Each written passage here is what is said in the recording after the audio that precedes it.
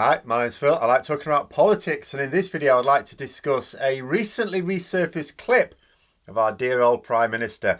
Good old Brexit Boris said that he should be held to account for empty supermarket shelves as a result of lorry driver shortages after Brexit. So will he be resigning before this video comes out then? I suspect not.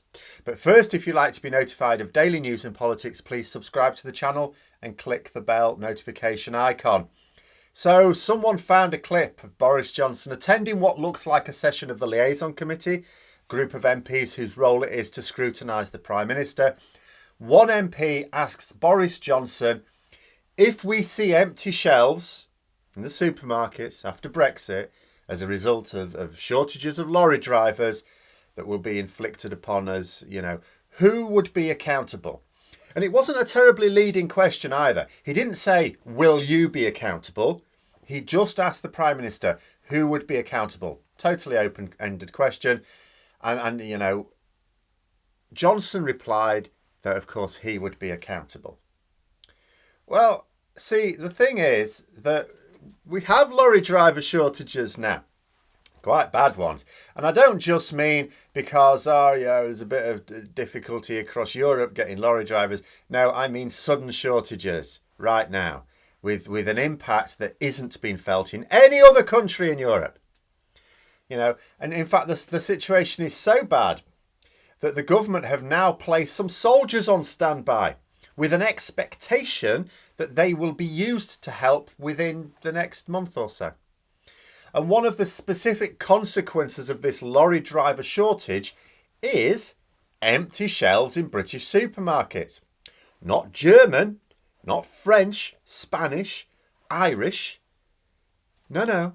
Can't even say UK supermarket shelves because Northern Ireland has spent this year readjusting supply lines to continue taking advantage of access to the single market. Got a video out on that. It may have already been done by the time this comes out. Don't know.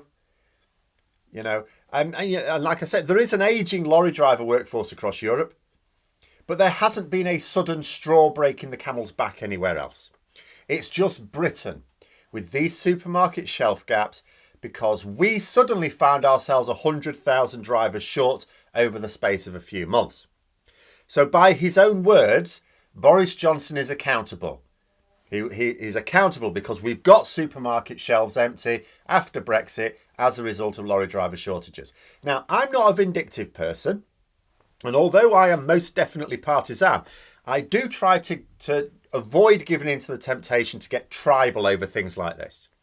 You get the situation where if a politician on the other side of where you are does something, they must resign, they must be gone. And if someone does something quite similar on your side, no, they were trying their best. No, we've got to be consistent. Being accountable, being responsible, doesn't mean you have to resign. If everyone resigned every time they made a mistake, we'd constantly have inexperienced people in positions. It would be a disaster. Although with a catalogue of failures against his name, the likes of which Johnson has, for the sake of humanity, really, he ought to resign. But in itself, being accountable doesn't mean you have to resign. Making false statements in Parliament and then refusing to correct the record when the truth comes out, that means you have to resign, although he's not doing that either. But making an arse of something doesn't. But if you're not going to resign, because that is one option, but if you're not going to do it, the second option, part of being accountable, means that it is your responsibility to put it right. Okay, I messed up. I said I'd be accountable. Buck stops for me, so I'm going to do this. If someone inadvertently cocks something up, we don't need to sack them. We just expect them to deal with it. Because accountability demands that Johnson solves the shortages with a clearly explained and realistic plan. Or he resigns and lets someone else clear up his mess.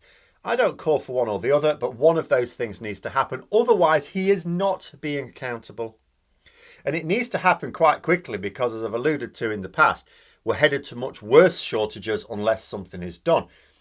But don't worry, it is going to get much worse. I mean, it's already getting a bit sticky. KFC have now announced that they will have to stop serving certain products. Not exactly sure which, because they basically sell chicken. Although apparently a vegan burger is very good.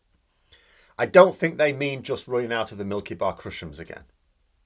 But the problem is, the last time KFC had supply issues, people in this country kept ringing 999, which is 911 for you Americans. No idea what it is in other countries. But the emergency number. And it's not that sort of emergency, the police kept saying. Stop ringing us. Fry your own chicken, they said. Ordinarily, I'd have said that the government can't afford to let genuinely devastating food shortages of the like which are coming if we don't do something hit us.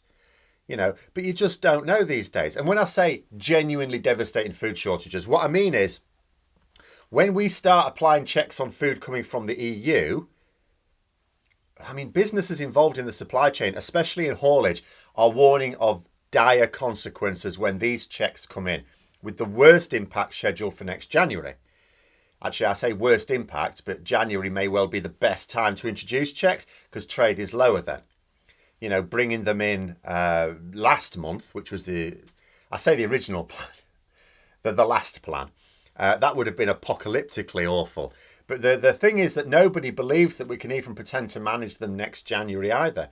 Hauliers are united in their view that there will be no saving us from the effects. In fact, one group actually advised us to emigrate. Not actually kidding, though maybe they were. John Shirley Limited, warning about the full Brexit, expected to kick in next January. They describe Brexit as economic suicide and advise us to emigrate now. Right now, we are wasting an obscene amount of food. And I don't mean people overbuying and having stuff go off at home. That's been an issue for some time. I mean that there are reports that a Herculean amount of food is now being thrown away. And I don't know what it is. I know that Tesco alone a couple of months ago were throwing away 50 tonnes a week. And it's due to a combination of a couple of things. One, of course, is crops rotting in the field, still an issue because farmers can't get the staff to tend them, to pick them. So this is food that has stopped being food now because we can't actually harvest it. That is one source of shortage. But then secondly, we have shortages of lorry drivers able to move the food around the country. The national picture is varied, of course. You go to where I am, it's not actually that bad. There are noticeable gaps. I talked about this last week and I went to the supermarket again this week. And there are noticeable gaps. Big old gaps. But you can still get stuff. Like I went to Tesco this week and the bread, it's like, wow, it's like a third of the amount of bread. But you can still get bread. I could actually imagine someone who doesn't normally do shopping. They've not got years of experience of doing the grocery shopping. And they go to Tesco and they look at this bread thing. They might just think it's normal because at the end of the day, they can still get bread. But there are shops that have got row upon row of completely empty shelves at times. But the food that can be delivered, or can't be delivered, sorry, it still goes off. And then it has to be thrown away. It's there. It's ready to be distributed to shops, but they can't get it to the shops. Eventually it goes off. Can't sell it. Has to be thrown away. And consider that we haven't even added the third source yet. So we're struggling with farming. We're struggling with distribution. But we have food in the country, we just can't get it to the shelves. What happens when we can't get the food into the country? Or at least we have difficulty. When we apply those checks, we're bound. Look at the devastating impact of the checks that take place, say, between Britain and France. When France had their system set up years ago, or were developing it over years, we aren't ready to do that. We're talking about that happening in the reverse direction, and we're not ready to do it. Right now, we have food in the country. We just can't get it to the shops. What happens when we struggle to get it into the country? What happens then? And that's what makes me think, well, then the government will defer the checks again. But like I've said before when I talked about this, I don't know how much longer they can keep putting off these checks before the US and China start making a fuss with the World Trade Organization. People will talk about the fact that we're just leaving ourselves wide open to smuggling, but I don't think the government actually care about that, to be honest. I'm trying to think of things the government might care about. If China or the US take action, or even unilaterally, might not even involve the WTO. So I find myself in quite a strange situation, trying to reason this through. How can the government behave? What's realistic?